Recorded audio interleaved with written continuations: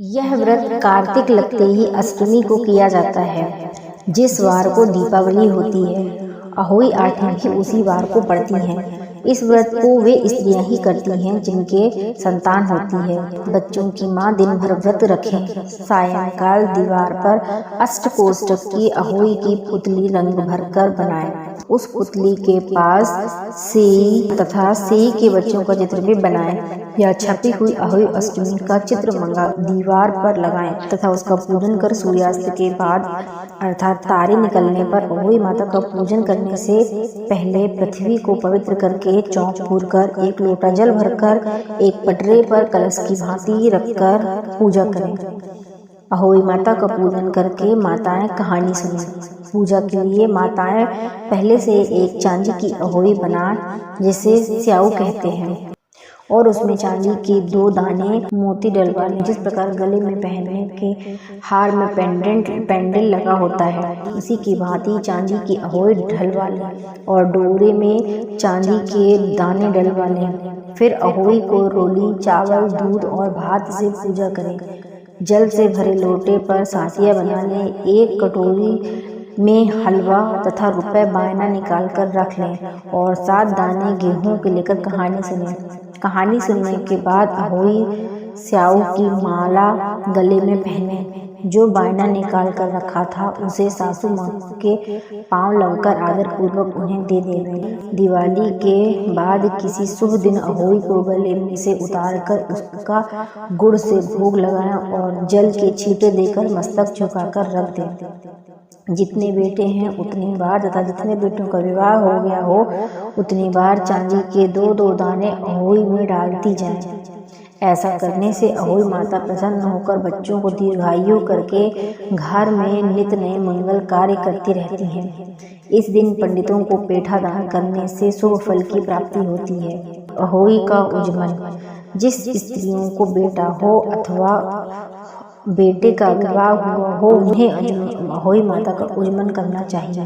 एक थाली में 7 जगह 4-4 पूनियां रख कर उन पर थोड़ा थोड़ा हलवा लें।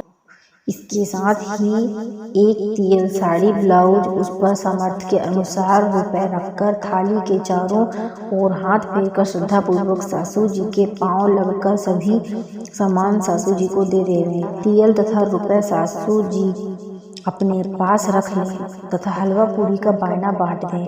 बहन बेटी के यहाँ भी बायना भेजना चाहिए। अहोई का अशोकाष्टमी व्रत। यह व्रत प्रायः कार्तिक वदी अष्टमी को उसी वार को किया जाता है जिस वार पर दीपावली होती है।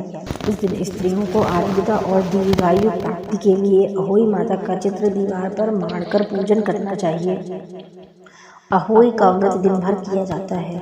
जिस समय तारामंडल आकाश में उदय हो जाए उस समय वहां पर एक जल का लोटा रखकर चांदी की न्याव और 2 गुड़िया रखकर मौली नाल में पिरो लें। तत्पश्चात रोली चावल से अहोई माता के सहित स्याऊ माता का अर्चें और सीरा आदि का भोग लगाकर कहानी सुने। तो चलिए मित्रों, अब हम सुनते हैं अहोई माता की व्रत कथा। लेकिन उससे पहले अगर आप सभी हमारे चैनल पर नए हों तो हमारे चैनल को सब्सक्राइब कर लीजिए और जिन्होंने हमारे चैनल को सब्सक्राइब किया है वह हमारा धन्यवाद। एक नगर में साहूकार रहा करता था।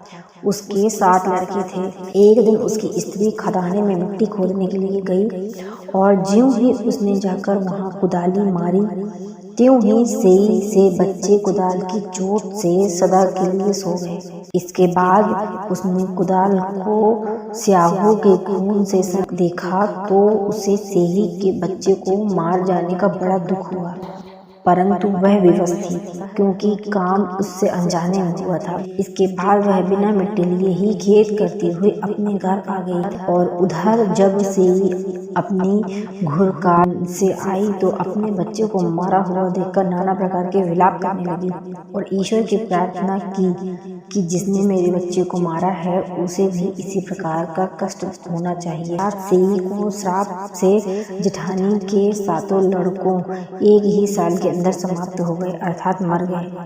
इस प्रकार अपने बच्चों का असमय काल के में समाये जाने पर जेठ जेठानी इतने दुखी हुए कि उन्होंने किसी तीर्थ पर जाकर अपने प्राण गंवा देना उचित समझा।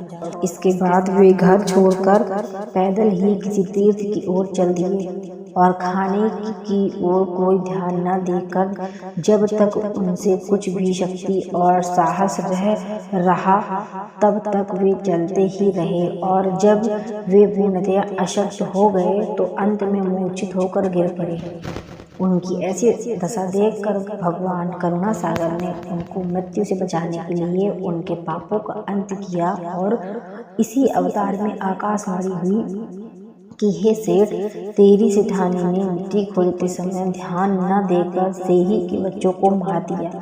इसके कारण तुम्हें अपने बच्चों का दुख देखना पड़ा।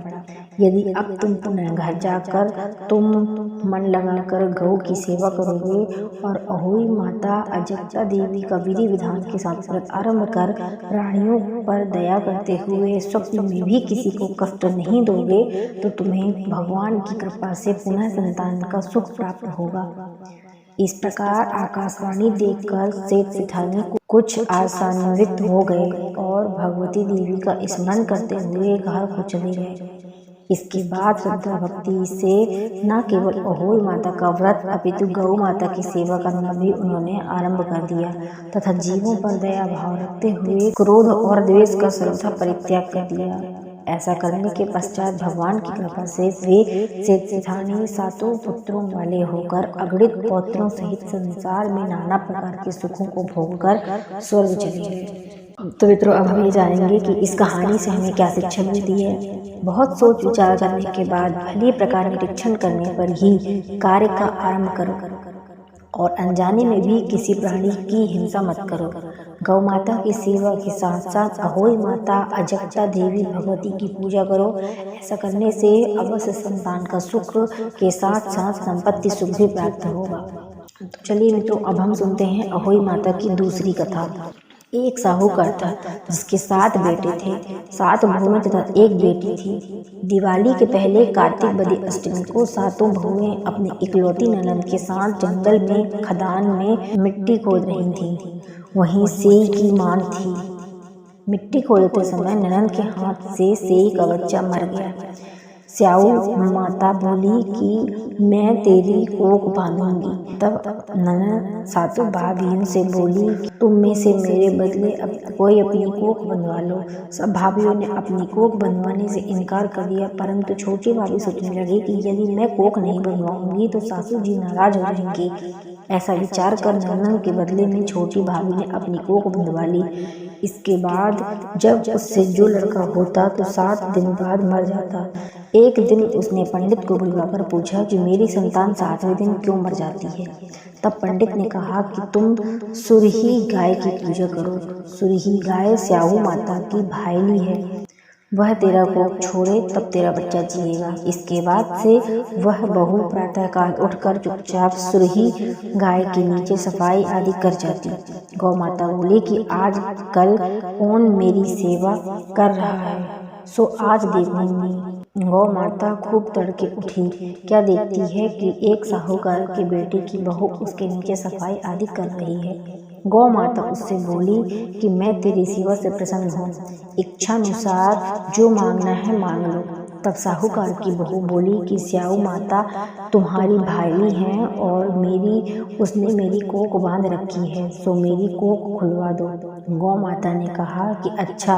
अब तो गौ माता समुद्र पार अपनी भाईली के पास उसको लेकर चली। रास्ते में कड़ी धूप थी, सो वे दोनों एक पेड़ के नीचे बैठ गए। थोड़ी देर में एक सांप आया और उसी पेड़ पर गरुड़ पंखिनी का बच्चा था। सांप उसको डसने लगा। तब साहूकार की बहू ने सांप मारकर ढाल के नीचे दबा दिया और बच्चों को बचा लिया।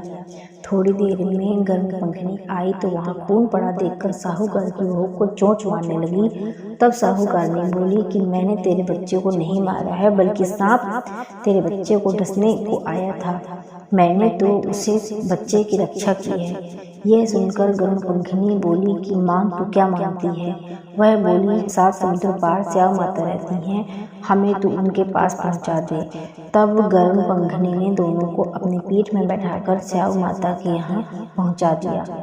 स्याऊ माता उन्हें देखकर बोली कि आ बहन, कुछ बहुत दिनों में आई। फिर कहने लगी कि बहन, मेरे सिर में जूं पड़ गई है। तब सुरही के कहने पर साहूकार की बहू ने सलाई से उनकी जूं निकाल दी। इस पर स्याऊ माता प्रसन्न होकर बोली कि तूने मेरे सिर में बहुत सलाई डाली है, इसलिए तेरे 7 बेटे और बहू होंगी। वह बोली मेरे एक भी बेटा नहीं है और 7 बेटे कहाँ से होंगे? स्याऊ माता बोली कि वचन दिया है, वचन से फिरूं तो धोबिन के कुंड पर कंकरी हुई। जब साहूकार की बहू बोली कि मेरी कोख तो तुम्हारे पास बंद पड़ी है, तब यह सुनकर स्याऊ माता बोली कि तूने मुझे बहुत ठग लिया।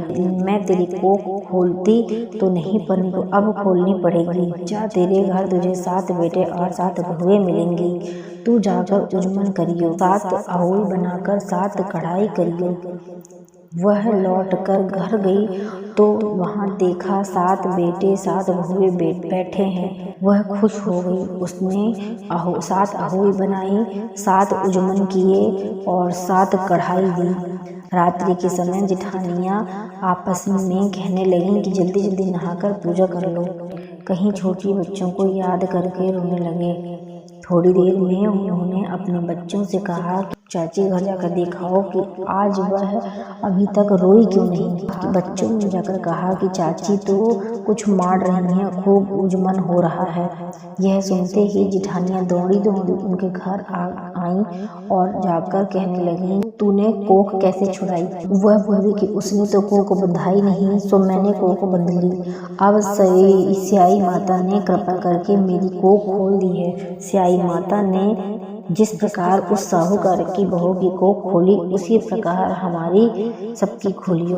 कहने वाले, सुनने वाले तथा परिवार के सभी लोगों की परिवार की कोख खोलियो। बोलो अहोई माता की जय।